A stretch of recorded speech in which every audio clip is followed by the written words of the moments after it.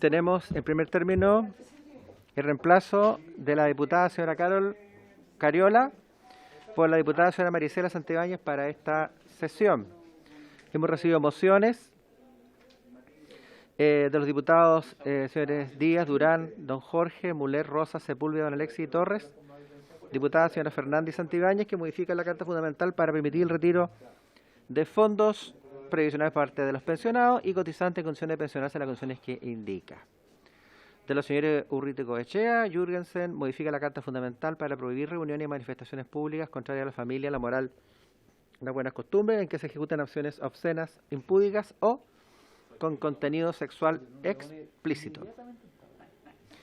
Comunicación de la diputada Sara Paulina Núñez. La diputada solicita poner en tabla un proyecto que se encuentra en segundo trámite reglamentario, que corresponde a los boletines 11.986 y 12.96, refundidos, que modifica el Código Penal con el propósito de establecer una circunstancia agravante de la responsabilidad en el caso de los delitos cometidos contra dirigentes de juntas de vecinos. Si le parece, señor presidente, respecto a esta solicitud de la señora Paulina Núñez para poner en tabla un proyecto que está en segundo trámite reglamentario, que modifica el Código Penal con el propósito de establecer una circunstancia agravante de responsabilidad en el caso de delitos cometidos, que fue aprobado ya en general en la sala, la diputada dice que por amplia mayoría, y que llegó con indicaciones. Si le parece, lo vamos a tener en consideración por los efectos de incorporarlo a la primera oportunidad posible.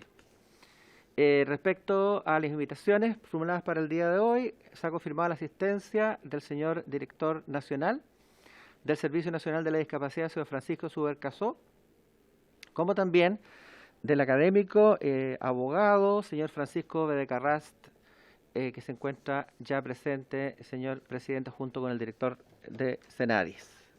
Muchas gracias. Y también se encuentra presente el señor ministro del Interior y Seguridad Pública, acompañado de sus asesores. Muchas gracias, señor secretario. Ofrezco la palabra sobre la cuenta. Presidente. Diputada Paulina Núñez. Muchas gracias. Gracias también al secretario por la lectura de esa misiva. La verdad es que hace unos días me reuní con dirigentes de juntas de vecinos en la comuna de Antofagasta, que me toca representar en el Congreso. Estaban muy pendientes de este proyecto de ley, que es de autoría de parlamentarios de oposición, y también hay una iniciativa de un grupo transversal de parlamentarios, están radicados en nuestra comisión, están ya avanzados en el trámite, como señaló el secretario, y por lo tanto lo que le pido es que cuando hay un espacio considerarlo, priorizarlo, porque sobre todo en esta pandemia ellos han estado siendo un puente entre sus vecinos, lógicamente las distintas autoridades locales, regionales, nacionales, y por supuesto que van surgiendo situaciones que ponen en riesgo incluso su propia vida. Así que me gustaría que lo pudiéramos ver, porque lo que busca este proyecto a grandes rasgos es proteger precisamente la labor que realizan y aumentar las penas para cuando se les amenace o incluso sean víctimas de alguna lesión u otro tipo de delito. Así que por eso, presidente, es mi solicitud. Muchas gracias. Muchas gracias, diputada Núñez. Tal cual señaló el secretario, vamos a hacer un espacio en la agenda porque creo que es un tema importante, también trabajado de manera transversal. Recordemos que la agenda que tiene esta comisión es bastante exigente, así que vamos a hacernos el momento para poder tramitar y dar el segundo trámite reglamentario a este proyecto de ley. Ofrezco la palabra sobre la cuenta. Ofrezco la palabra sobre la cuenta. Ofrezco la palabra sobre puntos varios. Ofrezco la palabra sobre puntos varios. Ya. Por terminar la cuenta. El propósito de esta sesión es dar inicio a la discusión y votación en particular del proyecto refundido que modifica el Código Penal para reforzar la protección penal a la infancia y a otras personas que indica. Boletines 14.123, 14.107 tienen urgencia suma.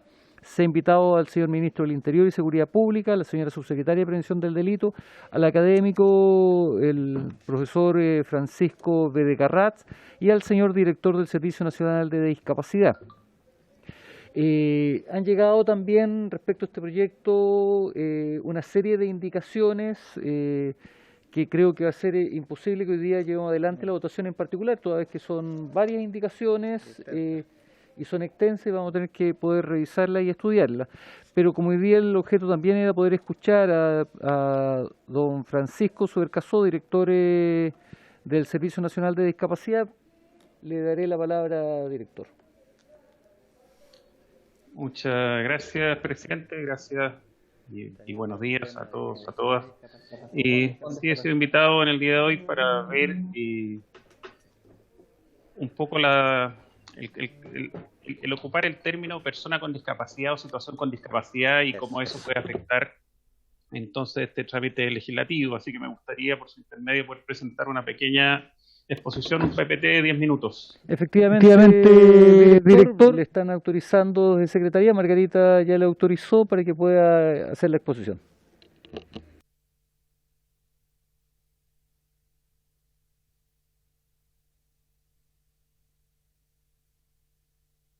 Completa, ¿no? Efectivamente.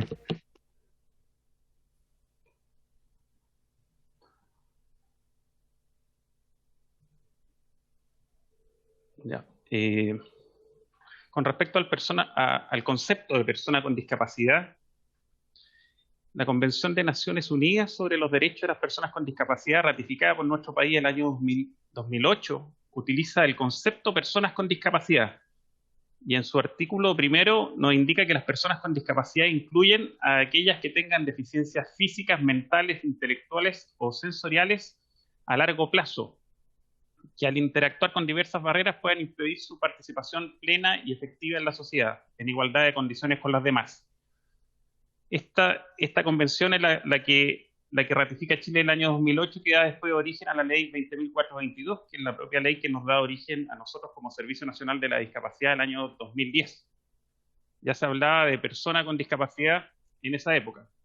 Cabe tener presente que el proceso de elaboración de este instrumento internacional también involucró a diversos actores, no solo los Estados partes, sino que también y muy especialmente las organizaciones de y para personas con discapacidad y sus familiares. Por tanto, si bien algunos utilizan el término situación de discapacidad y que es una terminología correcta, pero consideramos más correcto persona con discapacidad tal como lo indica la Convención de Naciones Unidas y que es recogida por nuestra legislación interna a partir de la Convención. Y ya de ahí se da origen en nuestro país a la ley 20.422, como les comentaba, que se promulga el 10 de febrero del año 2010 y establece normas sobre igualdad de oportunidades e inclusión social de personas con discapacidad, y también ahí se recoge este concepto de persona con discapacidad. Esta ley en su artículo 5 indica que persona con discapacidad es aquella que teniendo una o más deficiencias físicas, mentales, sea por causa psíquica o intelectual o sensorial, de carácter temporal o permanente, al interactuar con diversas barreras presentes en el entorno, ve impedida o restringida su participación plena y efectiva en la sociedad en igualdad de condiciones con los demás. O sea, tanto en la Convención como en nuestra propia legislación se acuña el concepto de persona con discapacidad. Si bien es efectivo que el Código Penal utiliza el concepto de persona en situación de discapacidad, eso lo podemos ver en los artículos 21, 39 ter, 90, 150A, 390 quater, 400, 403 bis, 403 quater y en el párrafo segundo bis del título octavo del libro segundo, todos del Código Penal, a juicio de este servicio. Y a partir de lo señalado, creemos que debiesen corregirse esos artículos para que la expresión utilizada sea siempre personas con discapacidad. Nos parece, por eso, esencial que el proyecto de ley que hoy se discute guarde coherencia con los cuerpos normativos fundantes del modelo de derechos humanos en la materia. Y este modelo de derechos humanos es la propia Convención de Naciones Unidas y, a continuación, la ley nuestra, ley 20.422. En términos generales, SENADI también manifiesta sobre el proyecto de ley misma, manifiesta SENADI su conformidad con el espíritu de los proyectos de ley refundidos. Esto es modificar la normativa penal para aumentar la protección a ciertos grupos de la población que se encuentran expuestos a situaciones de mayor vulnerabilidad y por ende también a la victimización por hechos de violencia. Se estima además que ambos proyectos van en la línea de modificaciones anteriores introducidas al Código Penal, por ejemplo, a través de la Ley 21.013 del año 2017, que consagró el tipo penal de maltrato relevante y aumentó la protección de personas en situación especial, entre las que se consideraba a las personas con discapacidad, y también de modificaciones efectuadas a otros cuerpos normativos específicos, como la Ley 20.066 sobre violencia intrafamiliar, a fin de considerar expresamente como tal, o como violencia intrafamiliar, cualquier maltrato que afecte la vida o la integridad física o psíquica de una persona con discapacidad que se encuentre bajo el cuidado o dependencia de cualquiera de los integrantes del grupo familiar. Con respecto a la propuesta del profesor Francisco de Carrats, presentada en la sesión del pasado 3 de junio, sobre incorporar en el proyecto de ley una referencia expresa a la citada Ley 20.422, a fin de que en el ámbito punitivo quede claro que la discapacidad se entenderá, calificará y certificará conforme a lo dispuesto en dicha ley, SENADIS está totalmente de acuerdo con esa sugerencia y se estima esencial dentro del proyecto, considerando la necesidad de que la tipificación de conductas punibles sea precisa y clara y no dé paso a interpretaciones ambiguas respecto de qué debe entenderse por una víctima con discapacidad y cómo se acreditará esta situación particular de la víctima. Al respecto, cabe señalar que esto ya se contempla en los artículos 394 y 403 bis del Código Penal, por lo que se sugiere utilizar la misma técnica legislativa. En el artículo 394 leemos: son circunstancias agravantes de responsabilidad penal para el delito de femicidio las siguientes. Número 2, ser la víctima de una mujer en situación de discapacidad o mujer con discapacidad en los términos de la Ley 20.422. Ahí lo que sale subrayado, esta es la manera en que, esta es la técnica legislativa que se ocupó y que sugerimos, en los términos de la Ley 20.422.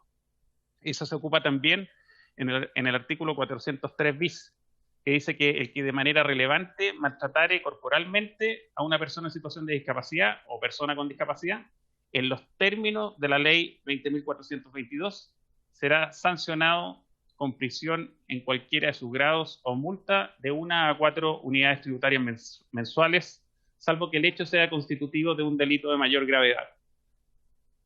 Esta es la técnica legislativa usada en los términos de la Ley 20.422. Básicamente, ese es como el grueso de la exposición de los puntos que se pedía aclarar por el lado del Servicio Nacional de la Discapacidad, y se adjunta también para esta comisión una cartilla, planilla sobre el uso correcto del lenguaje en discapacidad. Este es un material de promoción que lo hemos usado en el servicio prácticamente los 10 años que lleva el servicio, y donde siempre hemos promovido como el uso correcto del lenguaje el decir persona con discapacidad. Eso ha sido nuestra historia en esta línea y viene desde la convención y tomado después por la propia ley 20.422 este concepto de persona con discapacidad. Esto es todo cuanto quería presentar esta mañana, señor presidente. Muchas gracias, director. Don Francisco Subercaseaux, fue muy clara la exposición. Creo que usted ha dejado en evidencia que lo que se tiene que reformar son cada uno de los artículos del Código Penal que hoy día establecen las personas en situación de discapacidad, para dejarlo de manera congruente con lo que establece los tratados internacionales suscritos por Chile y la terminología correcta, que son personas con discapacidad derechamente. Cuestión que también va a tener que ser mejorada en este artículo, y creo que en algún momento vamos a tener que discutir como comisión algún proyecto que establezca el concepto correcto en cada una de las normativas que haga referencia a personas con discapacidad. No sé si es que algún señor o señora diputada quiere hacerle alguna consulta al invitado. Ofrezco la palabra si es que alguien quiere hacerle alguna consulta al director nacional de Senadis. Ya. Muchas gracias, director, por su presentación. Ya. Tenemos una serie de indicaciones presentadas por el diputado Gonzalo Fuenzalida. ¿Son solamente del diputado Fuenzalida? Y me parece el diputado Walker también. Y del diputado Walker. Le vamos a pedir al diputado Fuenzalida que pueda explicar un poco las indicaciones que nos acaba de presentar.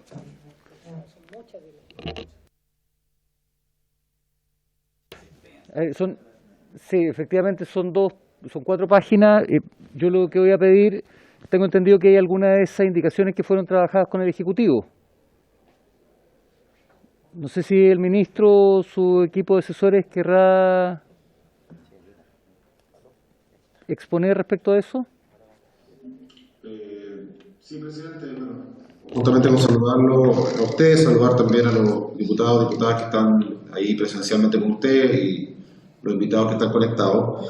Quisiéramos señalar algunos temas que son importantes a nuestro juicio como Ejecutivo y que, por supuesto, también tiene que ver con que hemos tratado de construir acuerdos sobre esta materia, ¿cierto? Sobre el proyecto en cuestión. Es tremendamente importante para proteger a la infancia, a los adultos mayores y a las personas también con discapacidad, como se planteaba recién, ¿cierto? Por el director nacional del SENADI. Por lo mismo, quisiéramos reiterar lo positivo que fue aprobar la fusión del mensaje que envió tanto el gobierno con también la moción que lideró el diputado Víctor Torres y también algunos otros parlamentarios, diputados en este caso, ¿cierto?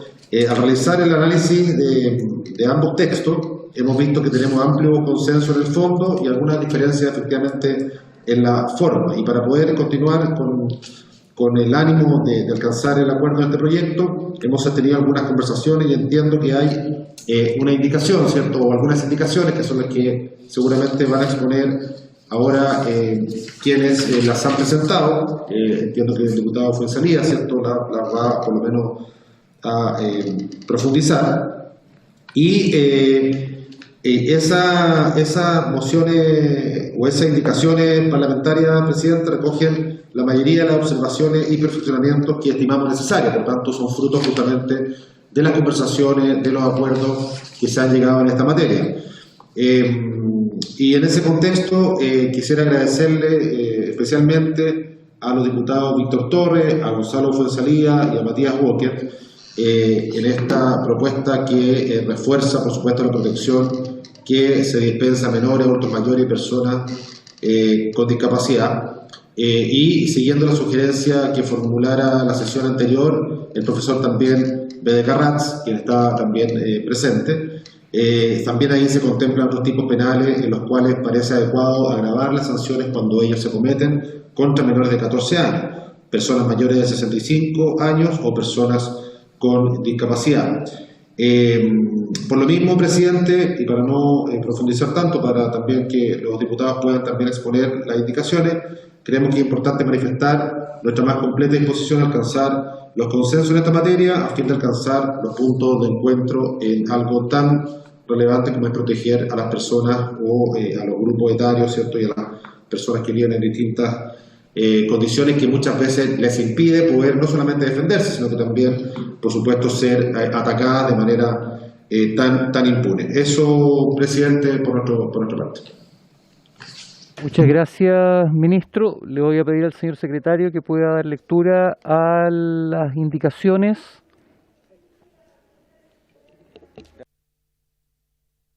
Gracias, señor presidente. Tenemos estas 2 indicaciones, pero además me ha llegado por vía electrónica una tercera indicación que también voy a hacer referencia en un momentito más. Estas indicaciones, las primeras son patrocinadas por el diputado don Gonzalo Fuenzalida, don Matías Walker. Consiste en un artículo único que introduce las siguientes modificaciones al Código Penal. incorpora en la escala general de penas contenida en el artículo 21 del Código, como primer lugar en las penas de crimen, la expresión presidio perpetuo efectivo. Luego introduce un artículo 32 ter nuevo del siguiente tenor: la imposición del presidio perpetuo efectivo importa la privación de libertad del condenado de por vida bajo un régimen especial de cumplimiento que se rige por las siguientes reglas. Primero, no se podrá conceder la libertad condicional.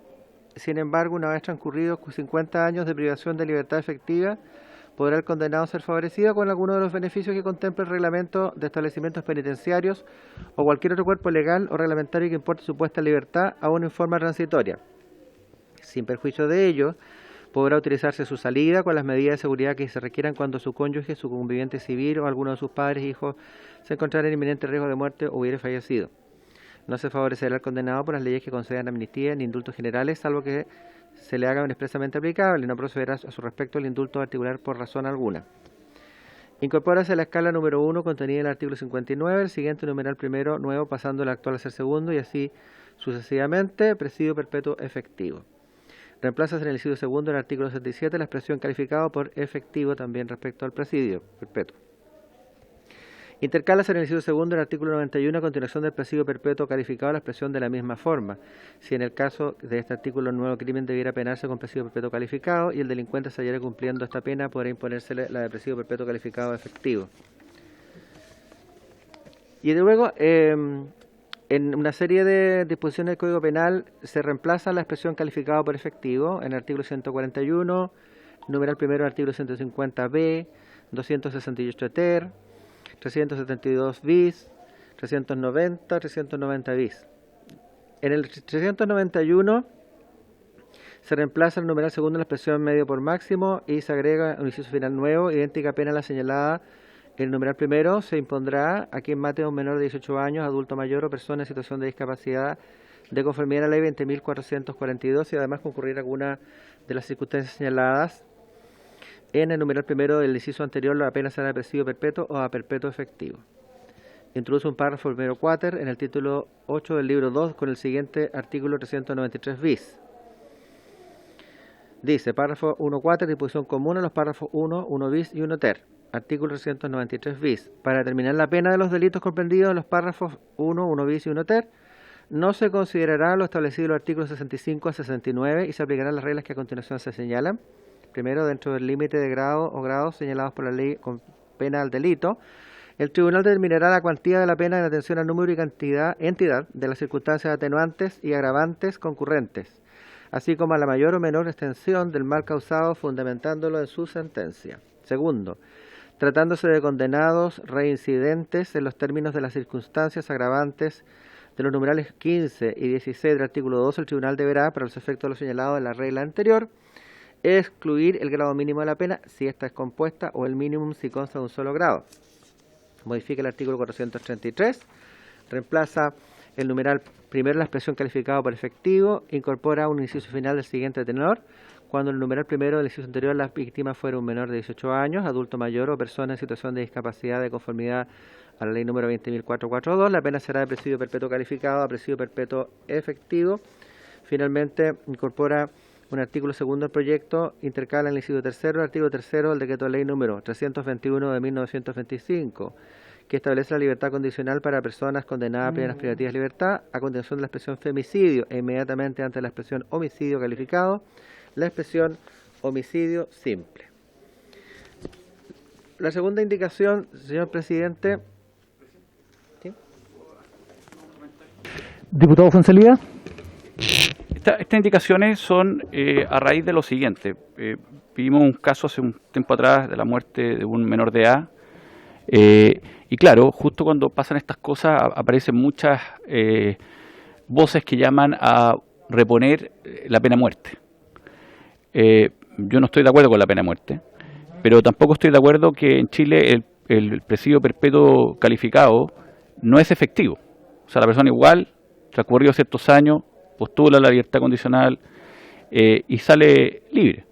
O sea, sale esa libertad condicional.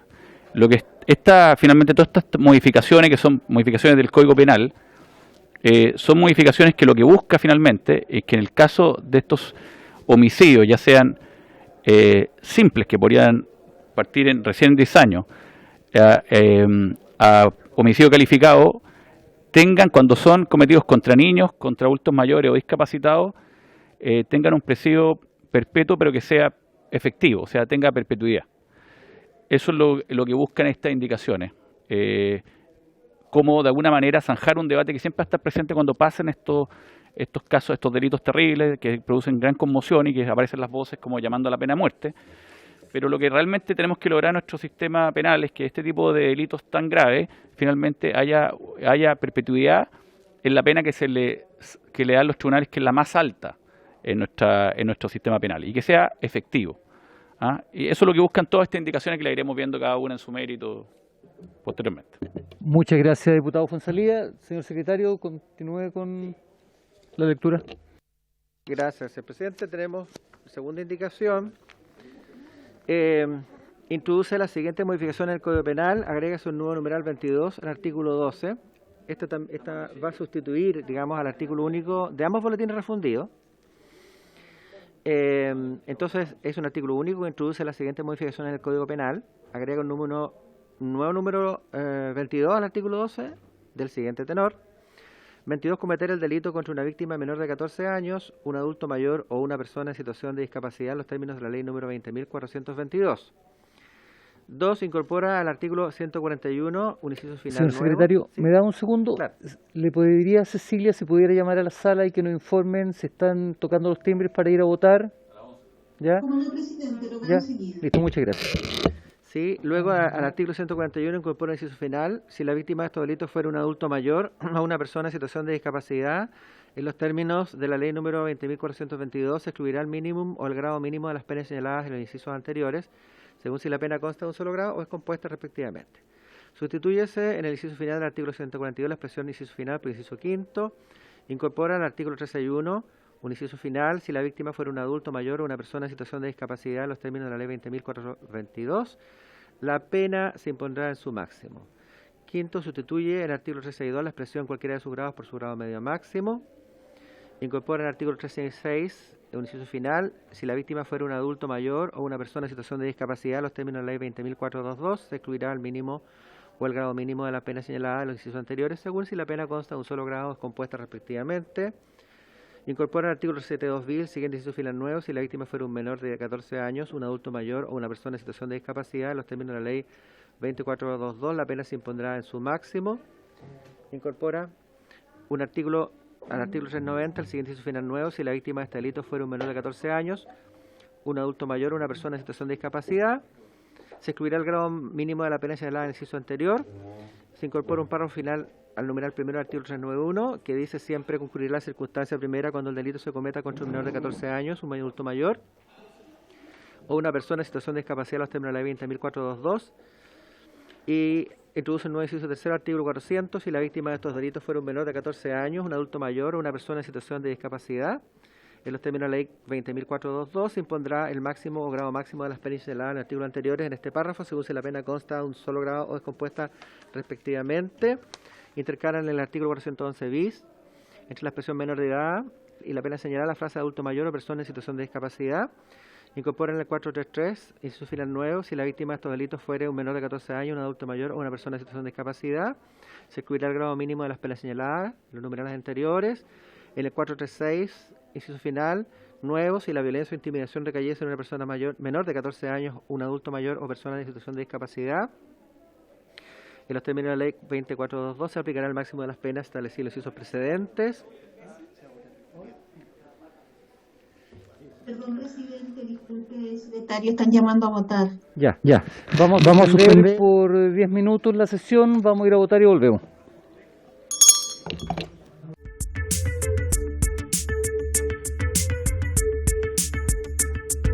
A los invitados, pero estamos convocados a votar recién el feriado del lunes 24 de junio, que es el Día Nacional de los Pueblos Originarios. ¿Ya? Señores secretarios, continuemos con la lectura de las indicaciones, por favor. Sí, perfecto.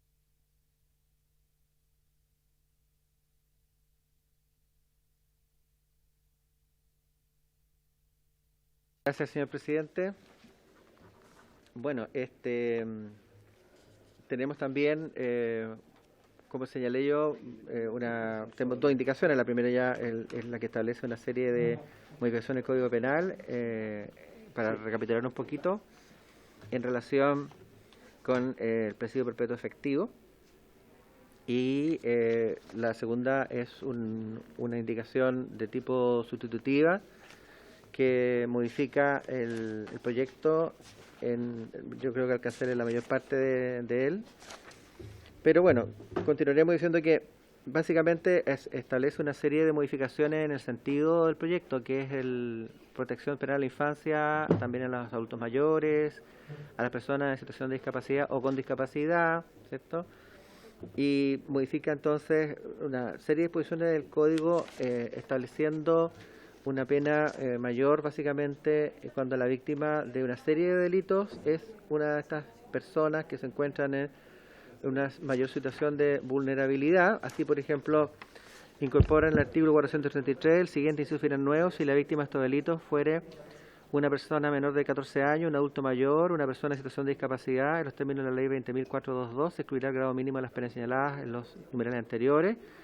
Lo mismo en el 436. Se aplicará en este caso el máximo de las penas establecidas en los incisos precedentes.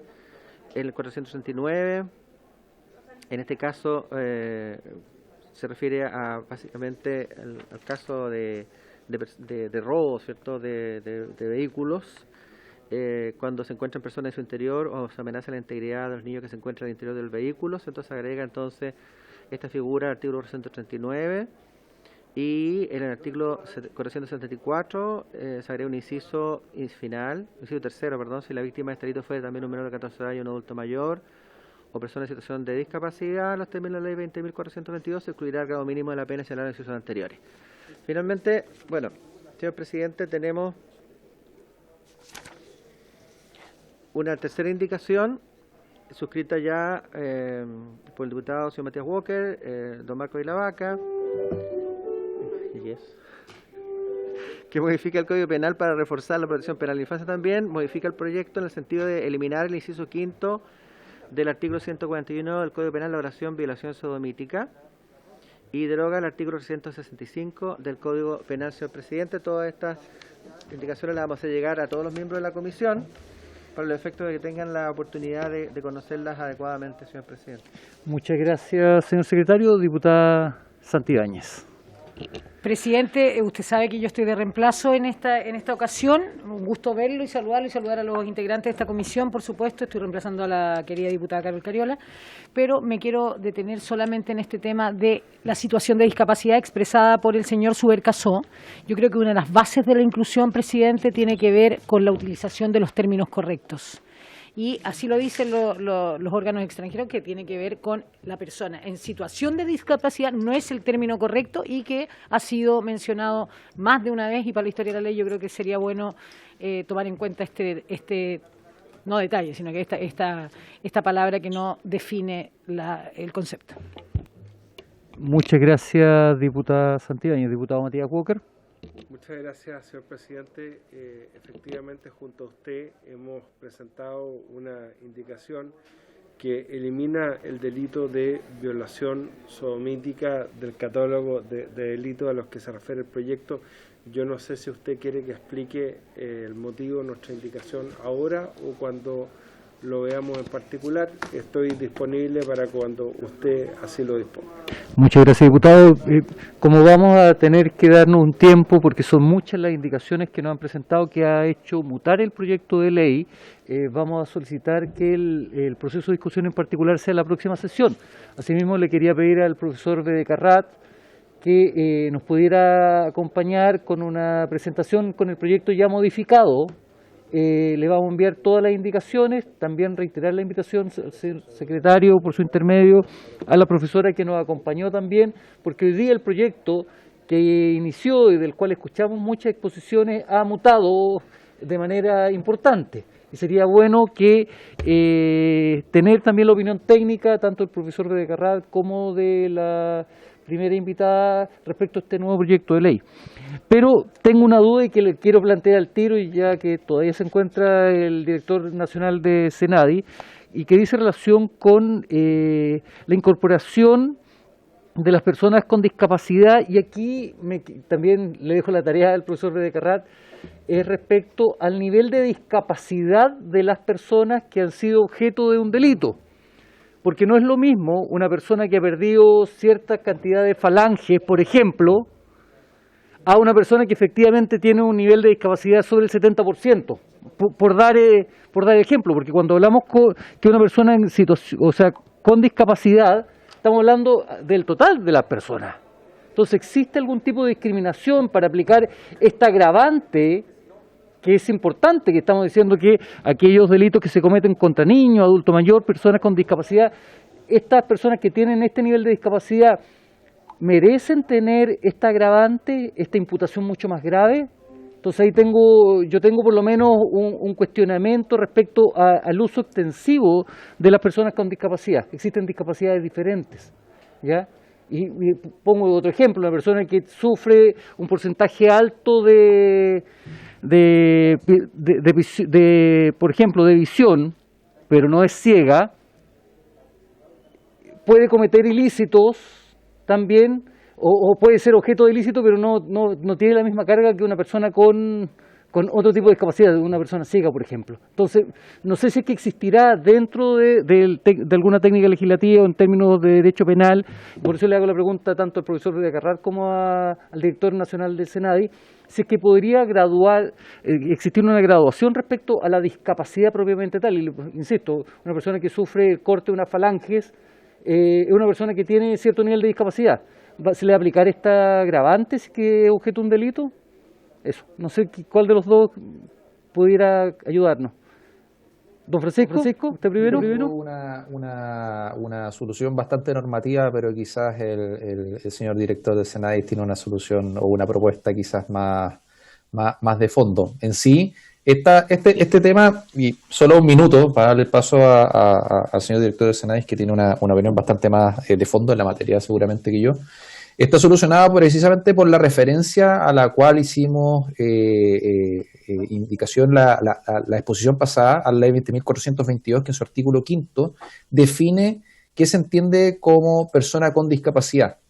Y el concepto es sumamente amplio y se ve de un prisma también en ciertas perspectivas subjetivo desde un punto de vista del derecho penal, en el sentido de definirla como aquella persona que, teniendo una más deficiencias físicas, mentales, sea por causa psíquica o intelectual o sensoriales, de carácter temporal o permanente, al interactuar con diversas barreras presentes en su entorno, ve impedida o restringida su participación plena y efectiva en la sociedad en igualdad de condiciones con las demás personas, ¿se entiende?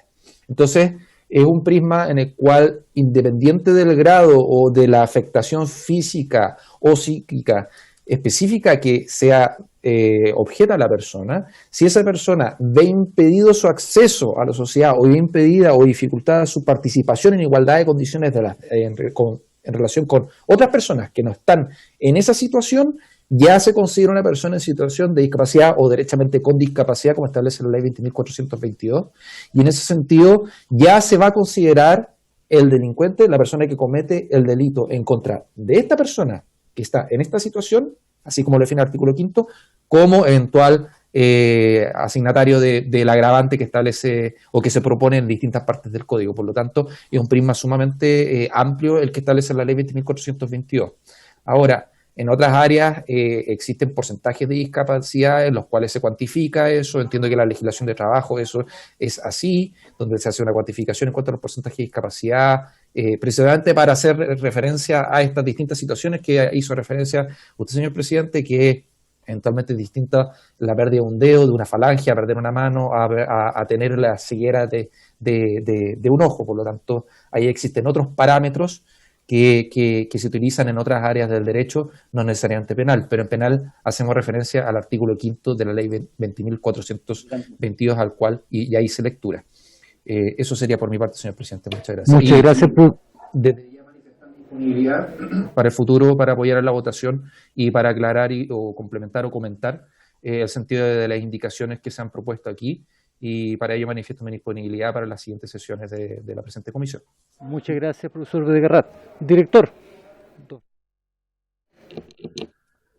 Presidente, por su intermedio, efectivamente, claro, el profesor de Carrarse nos hablaba en el fondo del enfoque de derecho por el cual se ve y se califica y certifica la discapacidad. Y en eso hay diferenciaciones y también hay un análisis normativo, hay normas que pueden regular esto y entenderse mejor.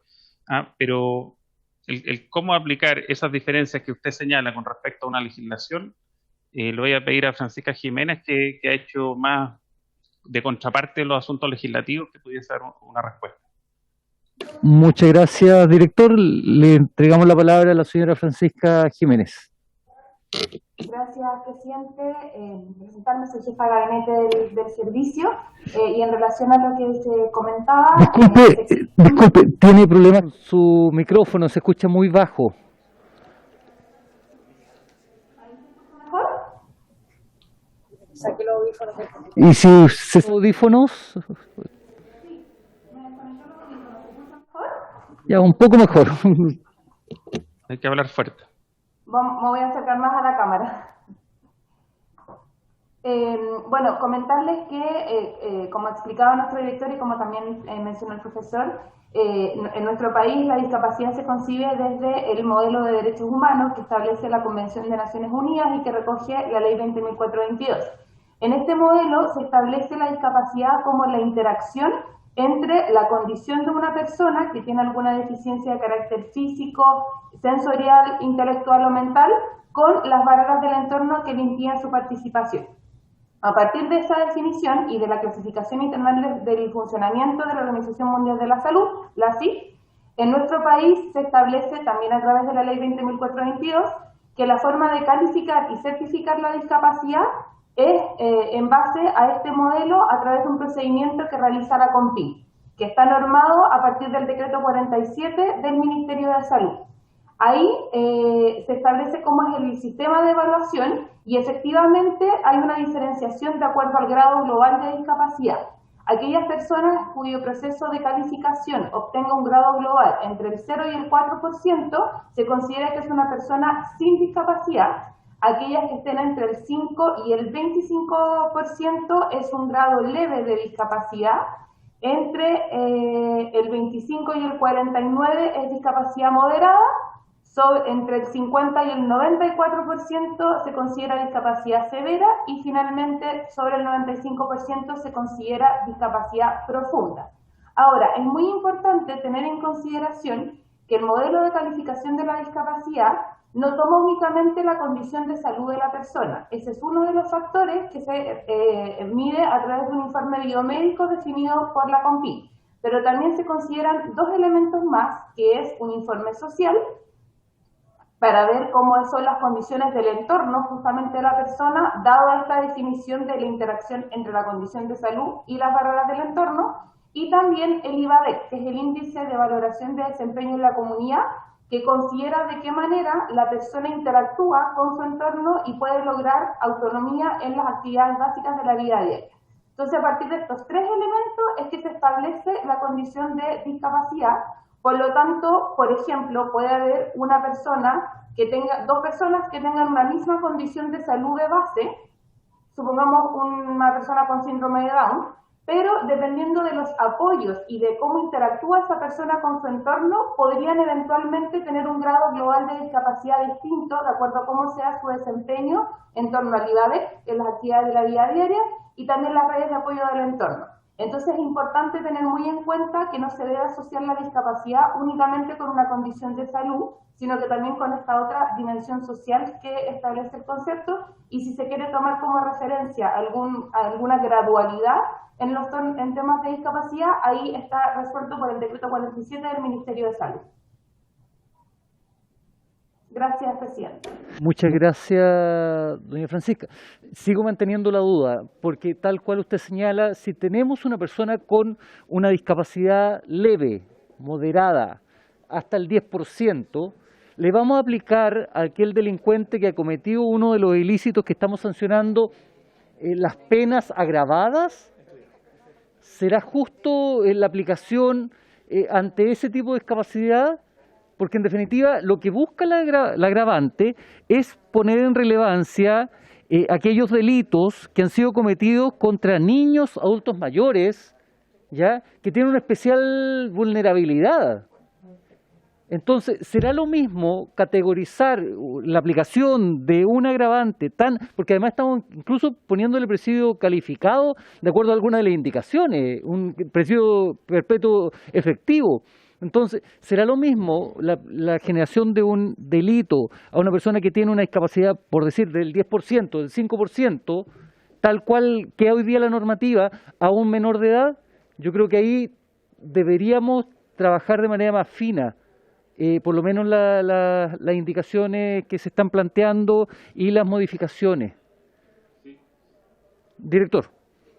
Presidente, por su intermedio ahí hay que ver si efectivamente a ese punto no lo hemos estudiado nosotros, tendríamos que estudiarlo con el departamento jurídico, si habría que diferenciar, por ejemplo, discapacidad severa y profunda en este ámbito, o si no hacer ninguna diferenciación y tomar el espectro completo de discapacidad, dada la definición amplia de discapacidad. Así que el punto es válido, pero creo que amerita dar estudiarlo igual jurídicamente. Gracias, director. Profesor Garrat. Señor presidente, por su intermedio, la calificación de la discapacidad es precisamente, y la indudable determinación de cuando una persona se encuentra en discapacidad o está afectada a una situación de discapacidad o tiene derechamente tal condición o no, obviamente es necesaria para efectos de una clara e igualitaria aplicación de la ley penal a todos, sino que la ley penal finalmente en algunos casos aplique el agravante y en otros casos no. Pero también hay que tener presente un tema muy determinado. Es función del juez calificar en el caso concreto si en la comisión del delito se presentó tal desigualdad y tal aprovechamiento de una situación de desventaja por parte de la persona con discapacidad, por parte del delincuente, que haga meritorio aplicarle un agravante, porque no podemos olvidar que finalmente estas agravantes que se están introduciendo y que veremos en la próxima sesión seguramente de la mano de todas las indicaciones que se han propuesto, no es sino una especificación del principio de la alevosía, quien obra a traición o sobre seguro, que se aproveche de una disparidad de fuerzas y de una desproporción de fuerzas para cometer de manera más segura y sin posibilidades de defensa de la víctima el delito. Entonces, el juez lo que tiene que hacer es, independiente de la definición del artículo, o sea, muy independiente de la definición del artículo 5º, pero también independiente de estos grados o porcentajes de discapacidad, es valorar en el caso concreto si es que el delincuente aprovechó esta situación, verificó la comisión del delito aprovechándose de la discapacidad de la víctima para así cometer el delito sin posibilidad de respuesta de parte de la víctima y imposibilitando un mayor esclarecimiento probablemente con posterioridad. Por lo tanto, la valoración la hace el juez en el caso concreto. Y claro, nosotros podemos arribar a soluciones normativas y es una decisión de política criminal que corresponde a los legisladores aquí presentes. Hacer una referencia no solamente a la ley 20.422, sino que también, perdón, señor presidente, creo que me está... eventualmente se puede hacer una referencia aún más precisa, y no solamente hablar de la ley 20.422, sino que también hablar acerca de los porcentajes de discapacidad que fija el COMPIN en base al procedimiento que acaba de exponer doña Francisca Jiménez en ese sentido. Y es perfectamente factible, pero también ahí se quita un poco la posibilidad del juez de evaluar en el caso concreto si efectivamente existió esta disparidad de fuerza. Y es algo que ocurre no solamente en materia de discapacidad, ocurre en una serie de otras agravantes que establece el Código. Y eso es necesario también para una aplicación más correcta de la justicia, que finalmente es permitir al juez que haga su trabajo de valoración en el caso concreto y determine si la agravante concurre o si no. Eso, señor presidente. Sí, profesor, pero yo insisto, yo creo que efectivamente hay agravantes en las cuales el nivel de discrecionalidad del juez es amplia. Por ejemplo, la alevosía es un agravante que permite al juez calificarla. Pero aquí estamos estableciendo una agravante objetiva, porque el agravante señala que se va a aplicar cuando la víctima del delito sea un niño, adulto mayor o persona con discapacidad, o en manifiesto estado de inferioridad física. Es decir, en el caso que exista la discapacidad, se le aplica esta agravante. Es absolutamente objetiva, no le permite al juez esta posibilidad discrecional de poder evaluar el nivel de discapacidad. Por eso yo creo que tendríamos que tratar de mejorar la definición del agravante propiamente tal, porque, insisto, no es lo mismo la aplicación de este agravante a una persona que tiene una discapacidad del 90% a una persona que tenga una discapacidad del 5%. De allí creo que podría ser un trato desigual en la aplicación de la normativa, ¿ya? En definitiva, entonces ampliémosla a todo el mundo, ¿ya? Entonces, y mantengamos que se encuentre en manifiesto estado de inferioridad física como agravante, no sé. Coloco el punto porque me preocupa el proceso de igualdad ante la ley en particular. Porque una persona que, insisto, le doy la palabra al tiro, director, porque una persona que, insisto, le faltan 2 falanges, se le va a aplicar, como víctima, se le va a aplicar una agravante que es absolutamente objetiva, que el juez va a estar obligado a aplicarla. No le damos ningún espacio de discriminación a vida. Director. El punto es muy válido, presidente, se entiende perfecto también, pero ahí en esta misma ley que estamos viendo, hay también otras situaciones, por ejemplo, un adulto de 65 con un adulto de 80, también están en situaciones diferentes frente a un hecho de violencia, así como un niño de 3 años versus uno de 10. Entonces, efectivamente, está esa matización en todos los grupos que estamos tomando. Lo importante es que el grupo esté bien tomado, a ver cómo se define el grupo al que va la ley. Entonces, como usted dice, si se tendría que definir de otra manera el grupo, o si es persona con discapacidad, sería como tomarlo completo y que el juez aplique ahí entonces prudencialmente nomás la ley. Porque como grupo debiese tal vez ser tomado completo. Igual le decía yo que tenemos que estudiarlo bien, pero así a priori sería como equivalente a una segmentación como la otra, que es mayor de edad o niño. Sí, yo invito a que podamos revisar esta particularidad, porque efectivamente los niños está definido legalmente y todos estamos de acuerdo que a cualquier menor de edad que se le llegue a cometer alguna de las conductas se le aplique la agravante. En eso yo estoy de acuerdo. Hoy día también existe acuerdo respecto al adulto mayor que es de cierta edad hacia arriba, pero aquí en las personas con discapacidad el margen es muy amplio. ¿Ya? Yo insisto, lo pongo sobre la mesa nada más para que lo podamos ver. La idea es que le demos una vuelta y podamos mejorar el punto. Yo creo que todo lo que buscamos es tener una buena legislación respecto a esta materia. Me ha pedido la palabra desde el Ministerio del Interior. Presidente, Juan Ignacio Gómez, jefe de asesores legislativos del Ministro del Interior, por aquí. Presidente, yo quisiera rescatar esta discusión que estamos teniendo en este momento, porque efectivamente uno tiene que recordar que dentro del principio de igualdad que establece la Constitución hay 2 dimensiones, ¿no es cierto? Una igualdad en que, para decirlo de manera sencilla, ¿no es cierto?, todos somos iguales, ¿no es cierto?, en tanto personas, pero también dentro de nuestras diferencias, la ley también tiene que recoger esas diferencias, ¿no? Y el punto que usted levanta, presidente, es importante porque efectivamente lo que ha planteado el Senado hoy, en el sentido de que existen diversos grados de discapacidad, es algo que ciertamente tenemos que estudiar con detención. Sí, yo creo que es un avance saber que para efectos de la discusión y de la prueba, el saber que la discapacidad se certifica, ¿no es cierto? No estamos hablando de una cuestión que es indeterminada o que eventualmente una persona, como si usted que tiene una o 2 falanges menos en una mano, no está calificada como persona con discapacidad, pero no tiene dicha certificación, porque incluso esa persona quizás nunca ha requerido ir requerir dicha certificación.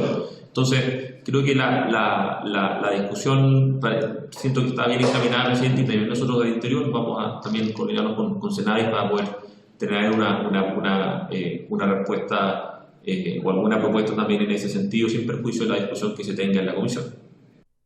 Muchas gracias, Juan José. Yo voy a pedir tanto al profesor Bede Carrat, al Senadi, obviamente el Ministerio del Interior está invitado, es un proyecto de una moción iniciada por un proyecto de ustedes, que la próxima sesión podamos revisar y escuchar nuevamente una exposición de acuerdo al tenor de las diferentes indicaciones que se han presentado, ¿ya? Por lo tanto, la votación en particular de este proyecto se va a desarrollar en su oportunidad. Así que agradecerle a todos los invitados Es un proyecto interesante en el cual todos estamos comprometidos. De hecho, yo soy también autor de uno de los proyectos. Creo que cuando se cometen ilícitos tan graves como los que hemos conocido también en el último tiempo contra un niño, niña, adolescente, deben necesariamente tener una sanción grave, efectiva, ¿ya? Y sobre todo en una sociedad que hoy día nos exige más justicia. Agradecerle a todos y por haberse cumplido el objeto de la sesión. Esta se levanta.